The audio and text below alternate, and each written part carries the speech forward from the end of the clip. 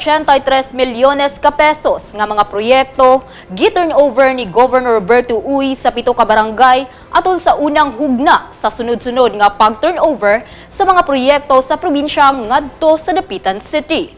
Sayro nato ang kinatibuk-ang detalye sa report ni Znpnn. Sunod-sunod nga giturn-over ni Governor Berto kani adtong Pebrero 10 hangtod Pebrero 12 ning tuiga ang 32 ka mga proyektong infrastruktura sa kagamhanan probinsyal ngadto sa 7 ka mga barangay sa Dapitan City. Sa kinatibukan, mikabat og 83,089,000 pesos ang kantidad sa maong mga proyekto diin kini gitugyan ngadto sa katawhan sa Barangay Upao, Barangay Barcelona, Barangay Gimputlan, Barangay Karang, Barangay Banbanan, Barangay San Francisco ug Barangay Sigayan. Kining malungtarong nga mga proyekto nga mapaymuslan sa matag usa sa barangay, gipunduhan gikan sa panudlanan sa kagamhanan probinsyal, pinaagi sa maayong pagdumala ug paglantaw alang sa kayuhan ug kalambuan sa katawhan sa administrasyon ni Governor Roberto ug Vice Governor Znpnn ingon man sa ubang opisyales sa probinsya.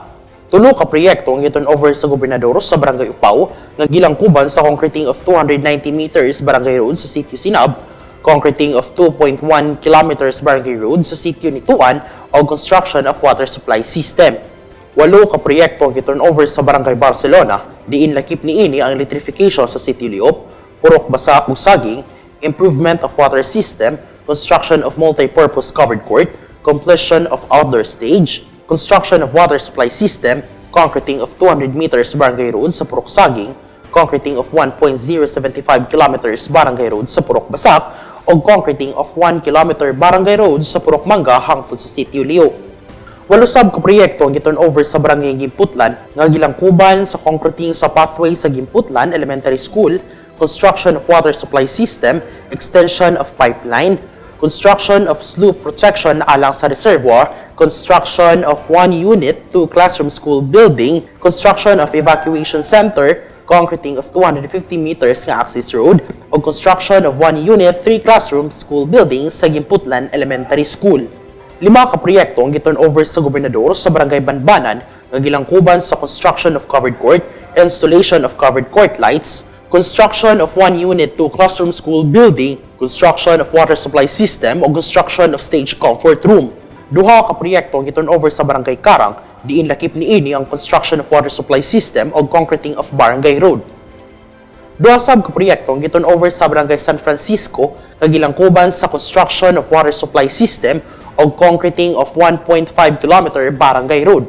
Samtang 4 pod ka proyekto ang giturn-over ni Governor sa Barangay Sigayan, diin kini gilangkuban sa electrification project, concreting of 1 kilometer Barangay Road, concreting of 1.09 kilometer additional section sa Barangay Road o construction of water supply system. Sa iyang mensahe, gidasig ni Governor ang katawhang Dapitanon nga maghiusa sa pagbarug alang sa gimiting ang kalambuan sa dakbayan, pinaagi sa mga proyekto nga labang gihinam-hinam o gikinahanglan sa katawhan. Sa kabahin ni Vice Mayor Jimboy Chan ug sa mga opisyales sa 7 ka mga barangay nga midawat sa nasangpit nga mga proyekto sa probinsya nga misuma total og 83 milyones pesos, gipadayag nila ang kinasingkasing nga pagpasalamat sa gamhanan probinsyal pinanguluhan ni Governor sa maog dinagkong kantidad nga mga proyekto nga gisiguraduhang mapahimuslan sa katawhan.